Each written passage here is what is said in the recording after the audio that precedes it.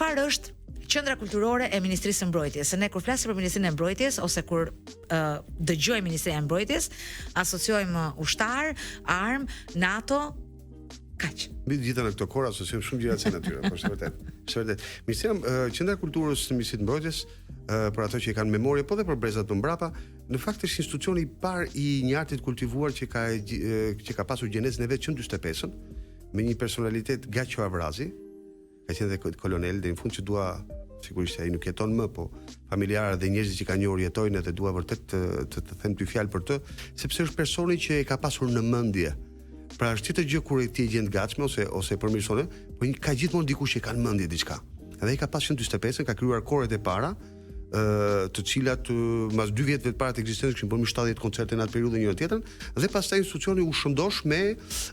sektor të tjerë të prodhimit artistik. Edhe duhet të themi që gjithë njerëzit Tish Daia, Çezadeja, pra gjithë kjo plejade e kompozitorëve tanë që kanë bërë artin tonë kultivum kanë dalë nga ky institucion. Pastaj kanë krijuar më vonë Radio Televizioni, Akademia Art Konservatori Shtetëror thoshin, e tjera si këto. Pra është institucioni i parë, djepi i parë ku gjithë këta bën provat e para me artin e kultivuar, mësuan zanatin, ja mësuan njëri tjetrit, u kultivuan, shkruajtur në bën, dhe është institucion që ka lënë gjurmë deri vonë. Sigurisht që për ato që kanë memori, ka pas qenë ansambli i këngëve dhe valleve, ka qenë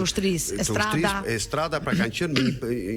një panel shumë i gjerë aktivitete shtektorësh brenda. Sigurisht që mas viteve 90, në gjithë sferat e shoqërisë, u sakatuan institucionet kulturore dhe jo vetëm, dhe utkur. Para një 3 vjetësh, Niko Peleshi, që është një meloman që njerëzit e njohin ca për politikan, ca për meloman, i ka të dy atë, që e përshëndes, pati idenë që të rivitalizonte pak në sektorin kryesor të kësaj gjëje, dhe u mor modeli francez i gjës dhe u rikrijua, se nuk është se s'ka qenë, u rikrijua Orkestra Simfonike e Forcave të Armatosura, por këtë rrallë me një ide dhe një model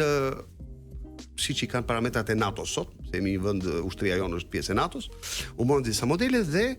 ajo që është fantastike është që të gjithë ata të rinj që janë tash sot të punësuar në vitin 3 i tyre, në këtë orkestër, janë edhe ushtarak dhe muzikant. Pra,